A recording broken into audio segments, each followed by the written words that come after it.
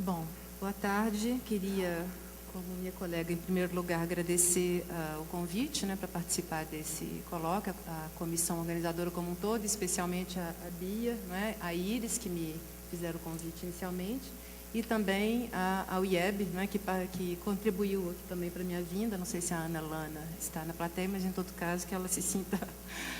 que meu agradecimento vai a ela também.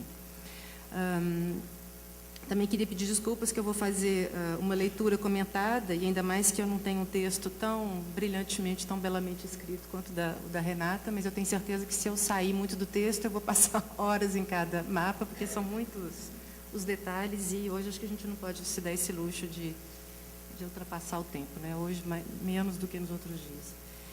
Bom, como acabamos de ver na apresentação da Renata, na segunda metade do século XVIII, a definição dos limites da América Portuguesa torna-se uma questão crucial para a coroa e objeto de uma atenção constante dos governadores, tanto nos territórios periféricos, está bom o som? Eu estou sentindo. Tanto nos territórios periféricos, que confrontavam com as possessões espanholas, como Mato Grosso, quanto em regiões centrais do continente. De fato, também em Minas Gerais, a segunda metade do século XVIII foi um período de expansão territorial e de definição de limites, não só dos limites externos da capitania, mas também dos limites internos, ou seja, das circunscrições civis e eclesiásticas. Tais ações inseriam-se numa política mais ampla, inaugurada por Gomes Freire de Andrade, como demonstrou Laura de Melo e Souza, que, como se sabe, Gomes Freire, evidentemente, administrou por mais de 20 anos, não somente Minas Gerais, mas também grande parte do centro-sul da América Portuguesa, ao mesmo tempo em que supervisionou pessoalmente os trabalhos de demarcação dos limites meridionais da colônia. No entanto, se a preocupação com a definição e com a representação cartográfica dos limites das capitanias foi compartilhada pelos diversos governadores da América Portuguesa, os métodos, as motivações e os protagonistas da construção dos mapas variaram de uma região para outra. E é interessante notar que, embora em Minas, né, a carência de engenheiros militares não tenha sido suprida em momento algum, né, do período colonial, a participação direta dos governadores nesta produção cartográfica foi bem menor, né, que Mato Grosso, ou mesmo São Paulo, eu acho, ou pelo menos os governadores mineiros não reivindicaram tanto, embora eles tenham feito, né, inspeções oculares, enfim, eles tenham feito alguns reconhecimentos de terreno, eles não reivindicam realmente a produção desses mapas, que eu saiba, né? Talvez a Júnia possa confirmar ou infirmar o que eu estou dizendo.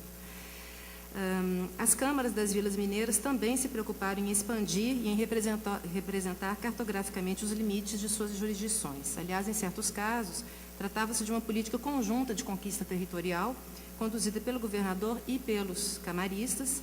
já que alguns dos limites municipais coincidiam com as fronteiras da capitania.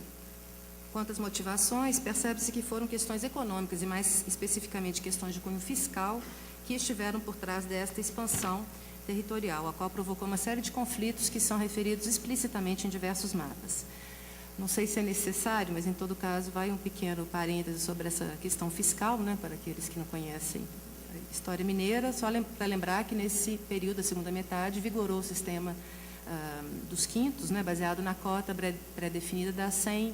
arrobas de ouro, né, que tinha que ser recolhida anualmente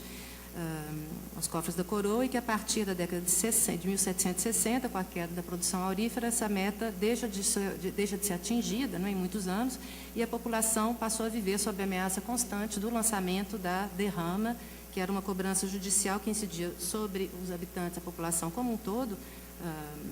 dependendo das posses, né, proporcional às posses de cada habitante. Por isso era tão importante incorporar novas terras povoadas, né, pois, aumentando-se o número de contribuintes, diminuía o ônus, né, o ônus que recaía sobre cada morador, recaía sobre cada habitante, e também diminuía a probabilidade de ocorrerem revoltas, rebeliões fiscais que foram tão comuns no início do século XVIII. Tudo indica que essa política expansionista mineira contou com o apoio, pelo menos com a conivência da coroa, para desespero dos governadores das capitanias vizinhas e principalmente de São Paulo.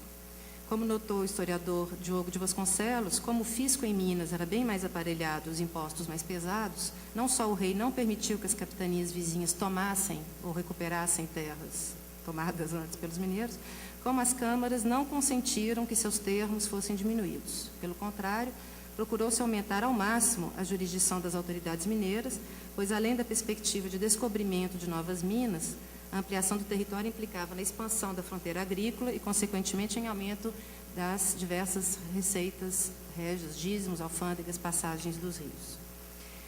Havia diversas formas de legitimar a posse mineira sobre essas zonas fronteiriças. Eu fiz um mapa que eu acho que é totalmente legível para quem está de longe, mas, em todo caso, eu não tenho como mostrar os detalhes. Mas, um dos métodos utilizados era a criação de postos de juízes ordinários nessas áreas de fronteira, o que significa criar um julgado, não era justamente esse posto, não era uma câmara completa, mas era apenas um lugar de juiz ordinário. E, além disso, a criação de guardas e registros que funcionavam como barreiras militares e alfandegárias, então, que eram colocadas em pontos estratégicos dessas regiões fronteiriças.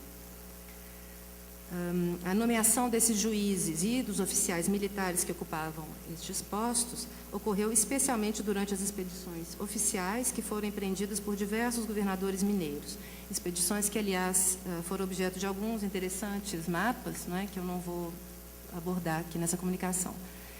Além dessas estruturas judiciárias e militares, só para o que está assinalado em amarelo são esses julgados, né? Então são arraiais, né? Povoações, não sei se todo mundo aqui sabe o que quer dizer um arraial, né? Que é um povoado, né? Uma povoação, uma aldeia, como se diz em Portugal, que em Minas e em algumas outras zonas mineradoras, né? Em Goiás, em Mato Grosso, adquiriu esse nome de arraial, né? Então são povoados, povoações, onde foi criado o posto de juiz, né? Então é um julgado, em geral são também as sedes de paróquias, de freguesias. E também, eu vou falar disso agora,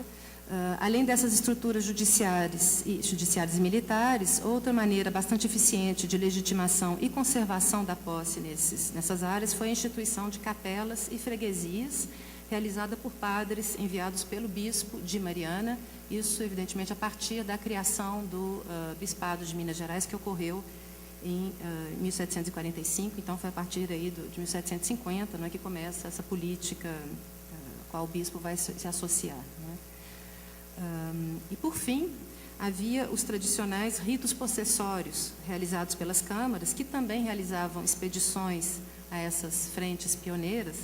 essas zonas de fronteira, né, no sentido mais amplo do termo, que elas, expedições que eram financiadas com as rendas municipais. Tais rituais consistiam em cerimônias e atos civis e religiosos, havia sempre um padre, não é, um vigário, um capelão que se deslocava com essa câmara,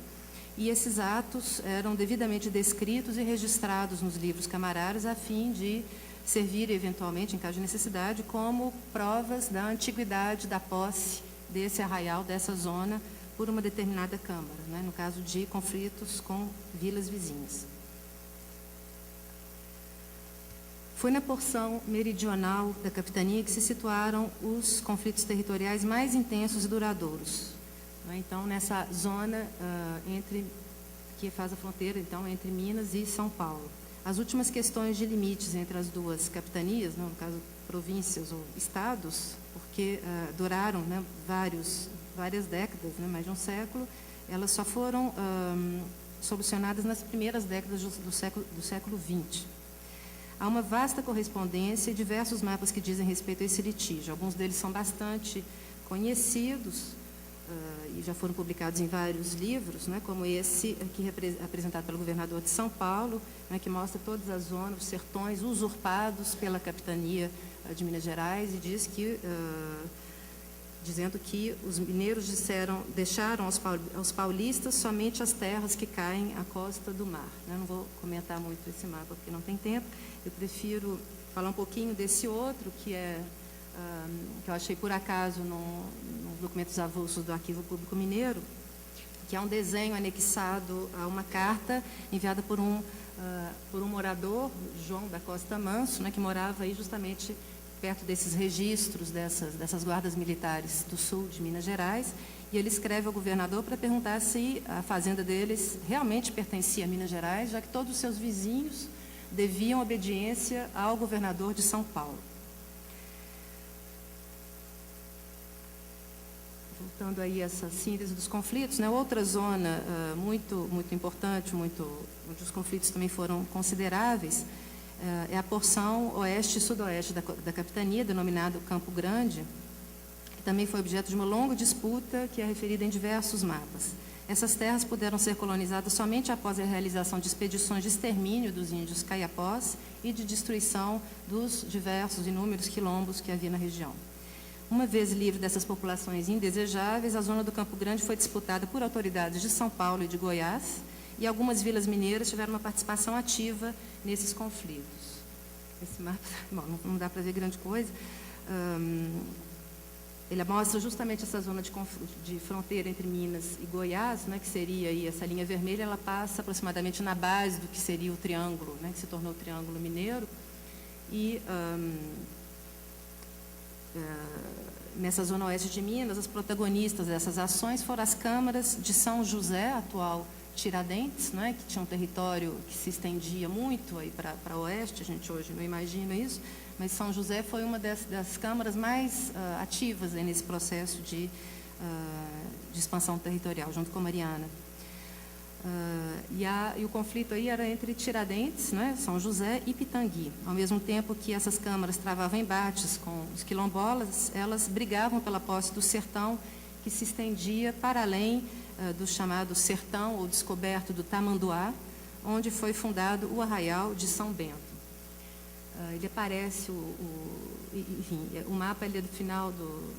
século, é uma cópia realizada no final do século XVIII. O original acho que foi atribuído, tem até assinatura, eu acho, no original do José Joaquim da Rocha, talvez a Júnia comente sobre isso. Mas o que eu quero assinalar é que, após a criação, né, o São Bento do Tamanduá vai ser elevado à condição de vila em 1789, e a partir daí é essa Câmara que vai vigiar essa fronteira com Goiás, né, eles vão enviar à coroa diversas cartas para reclamar das invasões feitas pelos goianos, para pedir providências à coroa, né, e também aos governadores. É importante observar que, nesses mapas parciais ou gerais da Capitania de Minas Gerais, que foram confeccionados durante o século XVIII, não aparecem os limites dessas circunscrições internas. No máximo, aparecem limites das comarcas, né, como é o caso de um dos mapas do José Joaquim da Rocha. Então, não há a divisão dos termos, ou seja, dos que a gente chamaria hoje dos territórios municipais, né, o território da vila, os termos das vilas. Mesmo porque esses limites nem estavam totalmente definidos, né? Eles foram sendo definidos progressivamente. Então, eles não estão representados nos mapas gerais, né? E são as câmaras que vão produzir elas próprias os mapas dos seus territórios de jurisdição, na maior parte das vezes, para servirem como provas nos conflitos ligados à anexação, à posse dessas povoações pelas vilas, né? Essa rivalidade entre as câmaras se manifesta principalmente nessa questão territorial. E, embora esses mapas não sejam datados, em alguns casos é possível estimar a época da sua confecção, pois eles contêm referências explícitas aos conflitos territoriais relatados na documentação escrita. E cabe frisar o quanto esses textos são essenciais para uma crítica histórica adequada desses mapas, né? Não só no que toca à autoria, né, a data de execução e autoria, mas, sobretudo, em relação ao conteúdo, a finalidade e a finalidade dos desenhos. Se a gente não conhecer minimamente, não é, o contexto de produção dessas representações, bom, aí era um detalhe, mas não serve para muita coisa. Se a gente não conhecer minimamente o contexto de produção desses mapas, não é possível entender seu significado e nem avaliar sua eventual repercussão. Não há também, né, muitas informações, nem todos são datados, e também não há muitas informações sobre a autoria, né, raros são os que trazem assinaturas, mas devido à falta notória de engenheiros na capitania, é claro que essas representações foram feitas por cartógrafos não profissionais, embora alguns deles tenham procurado reproduzir os códigos cartográficos vigentes, né, no período, a fim de lhe conferir uma maior credibilidade. É o caso, por exemplo, desse mapa do termo de Vila Rica, né? O primeiro exemplo que eu vou comentar e que eu creio que seja o primeiro em termos cronológicos que foi produzido na capitania, ele é intitulado Carta Geográfica do termo de Vila Rica, em que se mostra que os arraiais de Catas Altas da Noruega, Itaberava e Carijós lhe ficam mais perto que o da vila de São José, a que pertencem. E também o do Rio das Pedras, que toca Sabará, o que se mostra pela escala ou petipé de léguas. Existem cópias desse documento em diferentes instituições. Eu penso que esse do Arquivo Público, do Arquivo Histórico Ultramarino, seja o original. Ele não tem data nem assinatura, né, mas como a gente percebe pelo título, ele se refere explicitamente a um conflito entre as câmaras, os ouvidores e as câmaras das comarcas de Ouro Preto, né, Vila Rica, e Rio das Mortes e Sabará, que se iniciou por volta de 1753, segundo as referências que eu encontrei, quando Vila Rica pediu para anexar, em princípio, arraiais que pertenciam a São José e a comarca do Rio das Mortes, e em seguida ela vai pedir também para anexar alguns arraiais, algumas povoações da comarca do Rio das Velhas. Esse litígio foi bastante longo, então ele envolveu, além disso, não só as câmaras, mas também os ouvidores das comarcas, né? E eu percebi que os governadores não quiseram muito decidir, havia eu entendo, né, que seja um cuidado em não criar problemas com os diferentes, né, inimizades aí entre os diferentes ouvidores que também rivalizavam bastante com as câmaras. E, aliás, esse mapa tem uma marcação bastante tênue, aquarelada, que certamente vocês não vão conseguir ver, que assinala os limites entre dois termos somente, entre duas vilas, que é Mariana e Vila Rica, né, que aí é o centro que é o objeto da representação. Então, tem o limite dos dois termos e os limites da comarca de Ouro Preto, Rio das Mortes e Rio das Velhas. Eu acho que esse é um exemplo mais claro em que o cartógrafo procurou aplicar as regras e os códigos cartográficos do período, ou pelo menos dá a impressão de que ele respeita esses critérios de cientificidade. Eu não... acho que caberia fazer um trabalho aí com a ajuda, né, do Sistema de Informação Geográfica, enfim, e todos os recursos que a gente dispõe para ver a exatidão aí dessa questão da escala, do norte, né, que está indicado aí como manda figurinha no norte, mas a gente não sei se isso realmente é exato, né, em termos astronômicos, geométricos. Tem a escala gráfica, não é? Tem um quadriculado de meridianos e paralelos, mas não tem coordenadas geográficas, né? O que eu acho interessante, porque não é um mapa inacabado, aparentemente, não é? Ele não sei por que não tem esses dados, sendo que eles já eram conhecidos, né? Desde do levantamento dos padres matemáticos. Outro aspecto é que essa simbologia utilizada, né, na cartografia europeia, tradicionalmente para representar as povoações, vilas e cidades, que são essas pequenas igrejinhas, capelas, né, catedrais, que são, ao mesmo tempo, uma representação da hierarquia urbana e da hierarquia eclesiástica. Nesse caso, o cartógrafo não faz uma distinção entre capelas filiais e paróquias, né, e sedes de paróquias, ele chamou tudo simplesmente de arraial, né, ele não fez a distinção dos arraiais principais, onde havia paróquias, e dos arraiais subalternos, onde havia apenas capelas filiais. Mas ele coloca uma outra distinção de hierarquia urbana, que é a palavra sítio, né, que eu pude perceber que sítio é um estágio anterior ao arraial. Quando eles falam de sítio, normalmente é um ajuntamento de casas, mas ainda muito mais, quer dizer, rural, isso é relativo, mas que ainda, em geral, não tem nenhuma capela, né, nenhum edifício religioso. Então, é diferente da legenda, por exemplo, do José Joaquim da Rocha, né, que ele faz essa distinção entre as cidades-vilas e paróquias e capelas, né, que aparecem apenas como arraiais no outro mapa. E, além disso, outras distinções em termos de estabelecimentos urbanos, né, dessa organização humana do espaço, com as fazendas, né, os estabelecimentos rurais, os registros, né, as guardas. E aí ele mostra, né, os de Minas e os de São Paulo, ele faz a diferenciação, e também as aldeias de gentio, né, os agrupamentos indígenas. Então fazem uma hierarquia aí desses estabelecimentos humanos. Mas voltando ao mapa de Vila Rica, eu só queria chamar a atenção para um último aspecto, mas que não é o menos importante, que é a questão da distância entre os arraiais e as vilas das quais eles dependiam. Nessa referência que aparece no título do mapa, está ligada à ideia de racionalidade da administração judiciária e das divisões territoriais, que na segunda metade do século XVIII se tornam um aspecto essencial da política portuguesa, né, não só para as colônias, mas também para o próprio Reino de Portugal, uma série de projetos de reforma das comarcas, da organização territorial do reino. Como Daniel Nordman e outros historiadores mostraram isso em toda a Europa, não é? A partir desse momento, essa questão da racionalidade administrativa vai substituir a ideia dos direitos históricos, da posse, não é? Das divisões territoriais sendo governadas, né? Regidas pela questão da antiguidade da posse, né? Desses ritos possessórios que eram tão importantes antes. E as autoridades mineiras locais, elas vão perceber rapidamente, né, a importância que essa questão toma para as autoridades de Lisboa, e ela vai aparecer praticamente em toda essa documentação relativa aos conflitos, né. Eles incorporam esse critério da distância, bem como o critério da centralidade, das sedes administrativas, e também da questão da perenidade do caráter natural dos limites. E nós vamos ver que esses aspectos não estão só nos textos, na documentação textual, mas eles constituem também elementos da retórica cartográfica.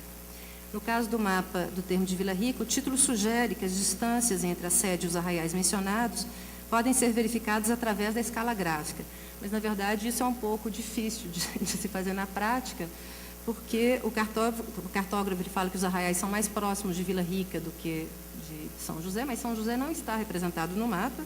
e também alguns dos arraiais mencionados também não estão no mapa, né? E não é por acaso que ele fez essas omissões, certamente isso servia aos propósitos dos mapas. Em outros exemplos, como nesse mapa também já bem conhecido, do termo de campanha da princesa, as distâncias são listadas nas legendas ou indicadas no próprio desenho, acima dos caminhos, né, que ligam as vilas, enfim, que ligam as povoações entre si. O desenho ele tem Rosa dos Ventos, mas esse texto até já foi objeto, eu vi no colóquio de Lisboa, acho que foi a Márcia Duarte que fez uma apresentação sobre isso, junto com outros colegas, né? Eu só vi as imagens da apresentação, eu não vi o texto, não sei exatamente a análise que eles fizeram a respeito do rigor geométrico, mas eles identificaram uns aspectos interessantes que são as propriedades, né? As qualidades topológicas do desenho, ou seja, que certas relações, né, de inclusão, de vizinhança, de centralidade, que estão representadas no desenho, correspondem, de fato, à realidade. E essa é uma representação que, à primeira vista, pode parecer ingênua, não é, se comparada com o mapa muito mais austero, né, de Vila Rica. Né, ele não tem a Rosa dos Ventos, mas não tem escala gráfica, né, essa representação do relevo também é muito mais livre, a representação da vegetação, não dá para eu apontar, mas tem uma representação ali da Serra das Carrancas, não é, com o perfil de um rosto humano, então tem vestígios aí, não é, de coisas que aparecem numa cartografia mais antiga, não é, do que a do século XVIII. E ao invés de usar os símbolos estilizados, né, e pontuais das igrejinhas, das capelas, né, ele desenha esses edifícios em perspectiva em cada arraial. E no caso de Campanha, que está aí no centro, e de São João del Rei, que aparece em cima, né, junto com o título, ele desenhou o arraial, a vila, né, no caso aí são as duas já eram vilas, a Campanha já era uma vila. O arraial está representado, né, a povoação está representada também com as suas casinhas. Mas tem 3 ou 4 mapas que foram desenhados para o termo da campanha entre a criação da vila, 1799, até 1820 e poucos tem mapas desse termo de campanha, né, por diversas razões que eu não tenho tempo de abordar. Então, nesses 2 mapas, nesse caso, a gente sabe quem é o autor, ele aparece assinalado, aparece a assinatura dele embaixo. Ele se chama Francisco Salles, que, de acordo com um historiador local de Mariana de Campanha, ele era um minerador e um capitão de ordenanças, ou seja, era um dos homens principais aí do termo de Campanha. E o mapa se chama Mapa do Termo da Vila de Campanha da Princesa, inteiramente fechado, por uma parte, pelos registros que definem os limites da capitania, e por outra com o Rio Grande, que o divide e separa dos mais termos das vilas confinantes. Então, nesses dois mapas, né, e também em outro, pelo menos um terceiro que eu já identifiquei, o objetivo era convencer Lisboa de que os limites do termo pelo Rio Grande e pelos registros da Serra da Mantiqueira eram os mais adequados por serem limites mais naturais, perenes e visíveis. No desenho são destacados tanto os marcos naturais propostos, o Rio Grande e a Serra da Mantiqueira, quanto os artificiais, os registros e as guardas militares, que aparecem, que são desenhados, né, como muralhas, como barreiras intransponíveis, munidas de uma sequência de portas, né, que são os registros, para dar a ilusão de que as guardas militares erguidas pelos governadores, criadas pelos governadores mineiros, constituíam obstáculos concretos, contínuos, tão difíceis de serem transpostos quanto os mais imponentes acidentes geográficos. E isso por uma razão lógica, né, mas que a gente precisa conhecer para entender o desenho, é que em 1800, né, o termo da vila de Campanha ainda não tinha sido confirmado pela coroa, e o juiz de fora imagina uma estratégia, ele já sabia muito bem da oposição que ele ia sofrer de São João del Rei, que era a cabeça da comarca, e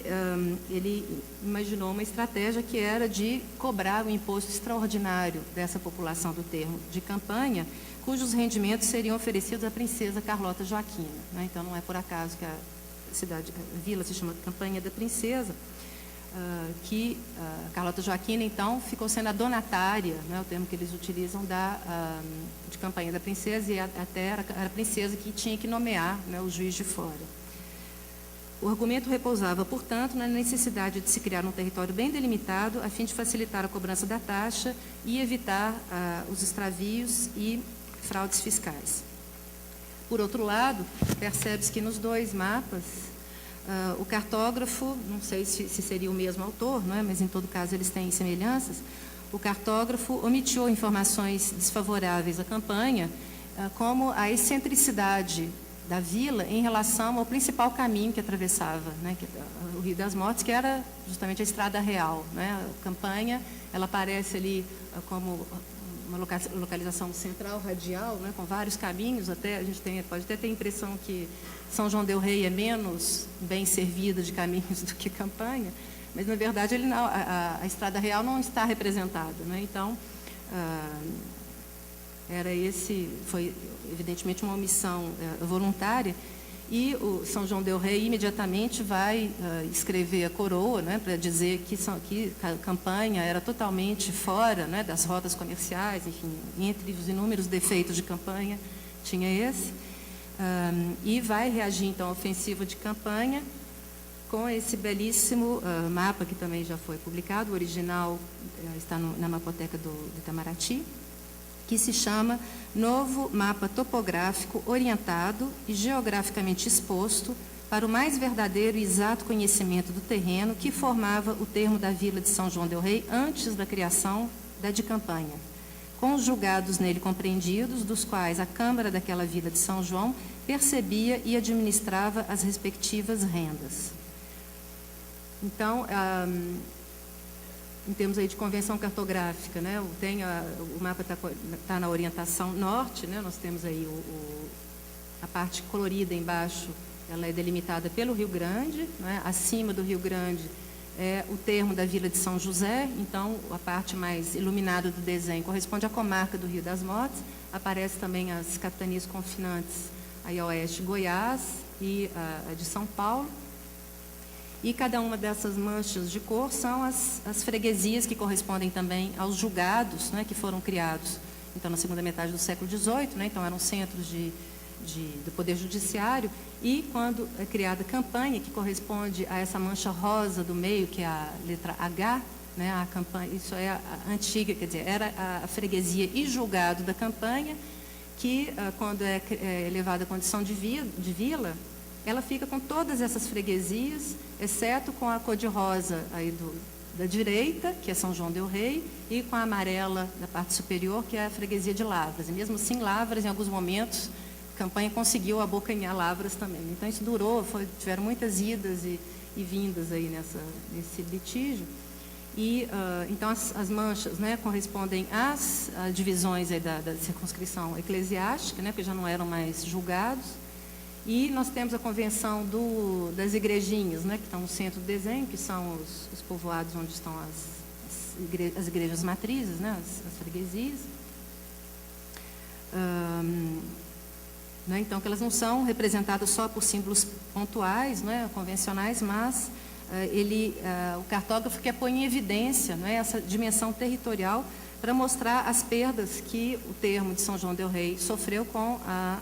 criação da campanha e, principalmente, a diminuição drástica nas rendas municipais que representou a criação da campanha, né, que vai ficar, então, com tudo que é arrecadado em todas essas freguesias.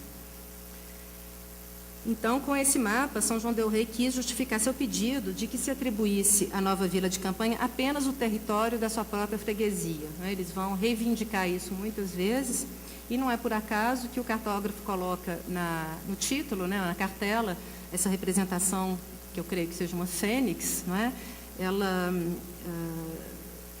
Essa ideia, né, do renascer das cinzas aparece em várias cartas enviadas pelas câmaras, né? Toda vez que tinha um desmembramento de território, eles reclamavam e diziam, enfim, há vários tipos de metáforas também biológicas,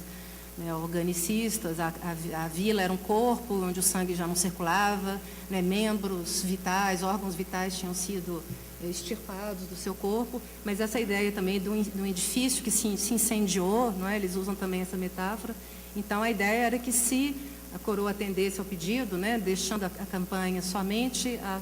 freguesia original, São João del Rei poderia sair do estado de decadência em que ela tinha caído desde a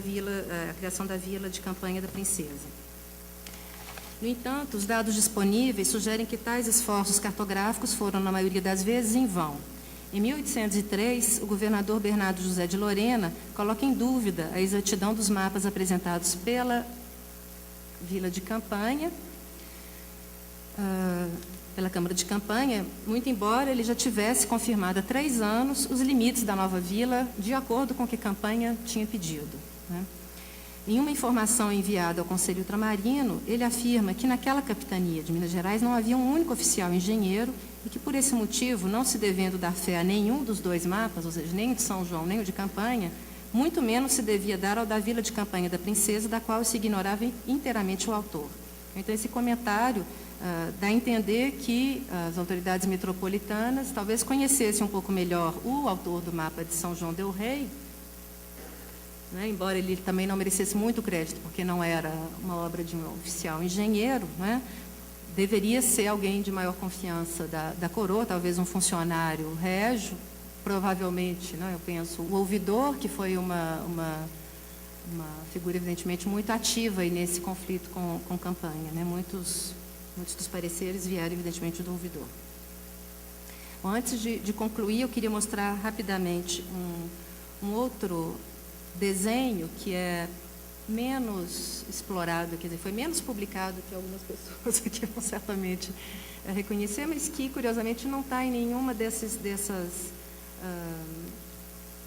obras, né, sobre a cartografia de Minas Gerais, talvez porque, né, como vocês veem aqui, é, na verdade, um desenho muito pequeno, né, quase que um encarte, uma cartela de um mapa estatístico, né, que é chamado de mapa nesse caso, que se refere à comarca do Rio das Mortes, né? O nome do documento é Mapa em que se compreende toda a comarca do Sabará, denominada do Rio das Velhas, vilas, freguesias e arraiais da mesma comarca, com toda a sua extensão, e enquanto foram orçados os cabedais dos seus respectivos habitadores com o número das pessoas que os possuem, e também a cota que se lançou da derrama de cada vila, freguesia e arraial. Então, é um desenho que não foi produzido aí nesse contexto de conflitos territoriais, mas com propósitos mais especificamente fiscais.